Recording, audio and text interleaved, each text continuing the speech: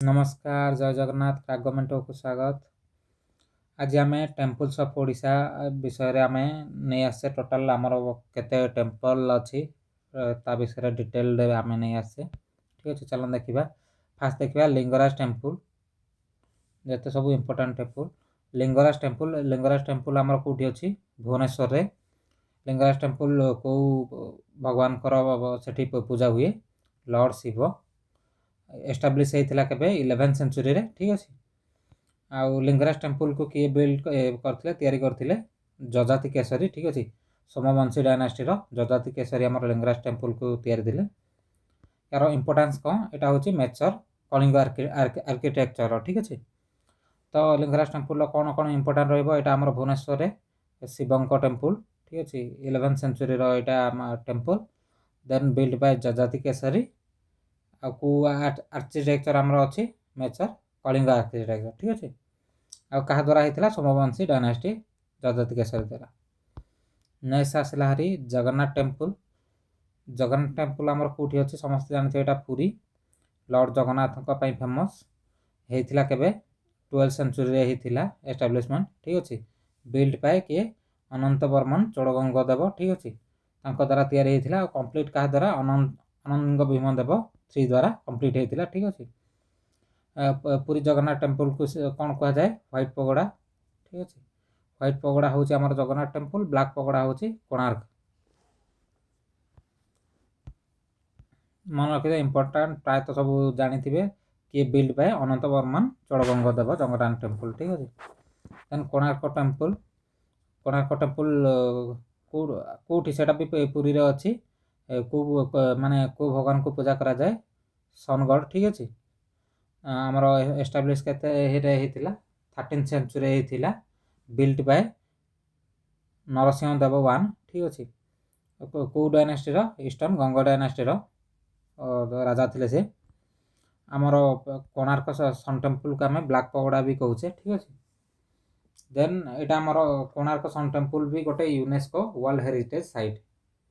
तो Konark sun temple important question कौन build by Narasimha Deva 1 of eastern Ganga dynasty then यहाँ को ब्लैक पगोड़ा भी कहते। ठीक अच्छे नेक्स्ट आमर आसला हरी नेक्स्ट आम देखा मुक्तेश्वर टेम्पल विषय। मुक्तेश्वर टेम्पल आमर कौटी अच्छी भुवनेश्वर अच्छी मुक्तेश्वर टेम्पल माने को भगवान को पूजा करा जाए लॉर्ड शिव एस्टाब्लीशमेंट के होता 10th सेंचुरी रे आम मुक्तेश्वर टेम्पल को किए सोमवंशी रूलर एस्टाब्लीश करते। ठीक अच्छे बिल्ड बाय सोमवंशी रूलर यार स्पेशल फीचर कौन फेमस तोरण जोटा कि आमर आर्च गेट वे कहते। ठीक अच्छे तो मुक्तेश्वर टेम्पल फेमस तोरण गोटे अच्छी तो इंपोर्टाट मन रखिए मुक्तेश्वर टेम्पल लॉर्ड शिवंक Bhubaneswar establish by Somavamshi rulers build by आउ कौन यहाँ ये फेमस तोरण यहाँ फेमस मुक्तेश्वर टेम्पल।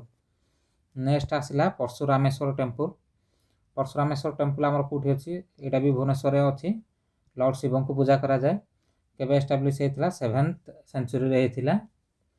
यहाँ परशुरामेश्वर टेम्पल आमर कौटी को डायनास्टी द्वारा या होता शरदभव डायनास्टी। ठीक अच्छे आम पढ़ीचे हिस्ट्री जो शरदभव डायनास्टी द्वारा होता आमर परशुरामेश्वर टेम्पल। यहाँ हूँ आमर कौन इंपोर्टान्स हूँ यहाँ ओल्डेस्ट सर्वाइविंग टेम्पल कारण 7th सेंचुरी होती ना तो यहाँ हूँ oldest surviving temple of Odisha. Next आसला हरी राजा रानी टेम्पल। ठीक अच्छे राजा रानी टेम्पल आमर कौटी अच्छी भुवनेश्वर अच्छी देन केबे होता 11th सेंचुरी होता आपको किए राजा रानी टेम्पल को किए करते सोमवंशी डायनास्टी या कौन खजुराहो टेम्पल जोटा अच्छी द्वारा इन्फ्लुएंस होकर राजा रानी टेम्पल को बनई। देन आसला हरी आमर 64 जोगिनी टेम्पल आमर कौटी अच्छी हीरापुर भुवनेश्वर हीरापुर अच्छी। ठीक अच्छे आमर कटे 64 जोगिनी एठी पूजा पाती। ठीक अच्छे ना रू भी जना पड़ी 64 योगिनी। ठीक अच्छे केबे 9th सेंचुरी होता एस्टाब्लीशमेंट क्या द्वारा queen Hiradevi of Bhaumakara dynasty. ठीक अच्छे आम हिस्ट्री यहाँ पढ़ीचे भौमाकर डायनास्टी तो queen Hiradevi of Bhaumakara dynasty build 64 Yogini temple question भी अलरेडी करें आम यार इंपोर्टान्स कौन यहाँ हूँ सर्कुलर आउ रूफलेस टेम्पल। तो टेम्पलटार आर्किटेक्चर हूँ सर्कुलर आउ रूफलेस टेम्पल। यहाँ मन रखिए 64 Yogini temple by queen Hiradevi of Bhaumakara dynasty. Next आसला हरी आमर Ananta Vasudev temple. Ananta Vasudev temple famous कौटी अच्छी भुवनेश्वर अच्छी। कहाँ फेमस लॉर्ड विष्णु को पूजा करा जाए। केबे एस्टाब्लिशमेंट होता 13 सेंचुरी रे। अनंत वासुदेव टेम्पल आमर के तैयारी करथिले क्वीन चंद्रिका देवी। ठीक अच्छे। तो अनंत वासुदेव टेम्पल को आमर क्वीन चंद्रिका देवी तैयारी थिले। इंपोर्टेंस होउची only major Vaishnava temple in Bhubaneswar. Mostly Shiva temple Bhubaneswar अच्छी। तो ये गोटे ही आमर वैष्णव टेम्पल। देन आसला हरी आमर ब्रह्मेश्वर टेम्पल। ब्रह्मेश्वर टेम्पल कौटी अच्छी भुवनेश्वर ही अच्छी। देन आमर क्या पूजा करा जाए ब्रह्मेश्वर टेम्पल लॉर्ड शिव को पूजा करा जाए। एस्टाब्लिशमेंट होता 11 सेंचुरी रे। क्या द्वारा कलावती देवी। ठीक अच्छे। कलावती देवी द्वारा आमर ब्रह्मेश्वर टेम्पल तैयारी होता। देन यार फीचर कौन मान इंपोर्टेंस कौन जे ये पंचरथ प्लान होता। ठीक अच्छे। तो इंपोर्टेंस मन रखिए ब्रह्मेश्वर टेम्पल भुवनेश्वर रे lord Shiva temple build by Kalavati Devi in 11 century. Next आसला आमर समलेश्वरी टेम्पल। समलेश्वरी टेम्पल कौन पाई फेमस माँ समलेश्वरी यहाँ समस्त जानते कौटी अच्छे संबलपुर रे। समलेश्वरी टेम्पल आमर एस्टाब्लिश केबे होता 16 सेंचुरी रे। किए तैयारी करथिले चौहान किंग बलराम देव। ठीक अच्छे। तो बलराम देव आमर समलेश्वरी टेम्पल को बिल्ड तैयारी करथिले। इंपोर्टेंट होची कौन वेस्टर्न ओडिशा माने गोटे फेमस देवी आ। देन आसला तारा तारिणी टेम्पल। तारा तारिणी टेम्पल गोटे भल टूरिस्ट प्लेस भी।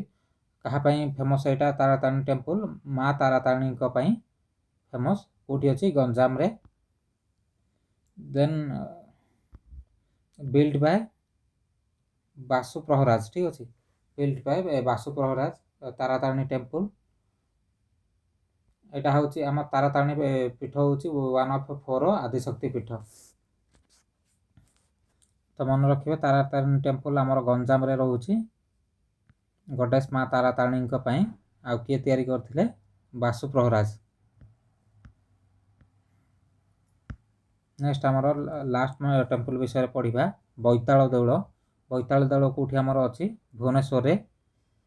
को गडेस चामुंडा आमर फेमस बैताल देउल केबे एस्टाब्लिशमेंट होता 9 सेंचुरी।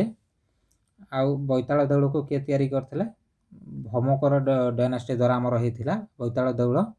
स्टाइल आमर कौन ये हूँ खाकरा स्टाइल टेम्पल आर्किटेक्चर होती बैताल देउल रे। ठीक अच्छे। मन रखिए।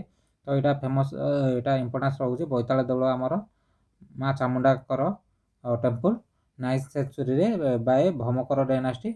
और ये जो टेम्पल आर्किटेक्चर रोचे हूँ खाकरा स्टाइल टेम्पल आर्किटेक्चर। यार एमसीक्यू रे ऑलरेडी भी बहुत किसी कही तो आज डिटेल्स रे नहीं आसली। ठीक अच्छे। भल लगी लाइक एंड सब्सक्राइब करिए। जय जगन्नाथ।